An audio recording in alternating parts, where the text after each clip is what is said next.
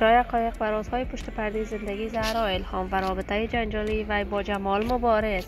زهرا الهام با جمال مبارز چی رابطه‌ای داشته است؟ آیا به واقع زهرا الهام قرار است با جمال مبارز نامزد شود؟ شکایت زهرا الهام از جمال مبارز دوست و همکار هنری‌اش در کشور استرالیا.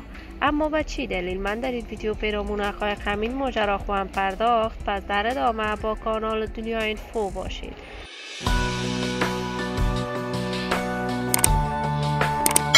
سلام و سلامتی نثار تک تک از شما دوستداران و همراهان نهایت ارجمند کانال دنیا اینفو.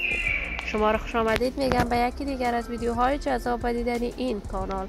اگر دوست کانال دنیا اینفو باشید، پس برای حمایت هرچی بیشتر از این کانال علامت سابسکرایب را فشار دهید تا بیننده ویدیوهای جذاب و دیدنی کانال دنیا اینفو باشید. زهرا الهام دختر خانم هنرمند، چهره شناخته شده، مطرح و محبوب در میان صفحات مجازی افغانستان است. علاقه‌مندان و دوستداران خاص خودش را دارد. زهرا الهام بزرگ شده کشور پاکستان است ولی اصالتا هزاره بوده است.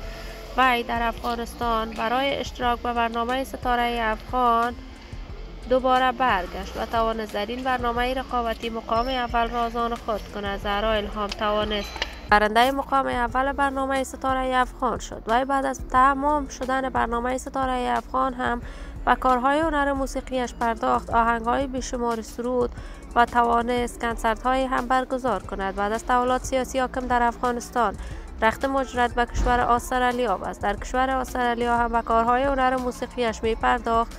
دوستداران و طرفداران خوبی داشت.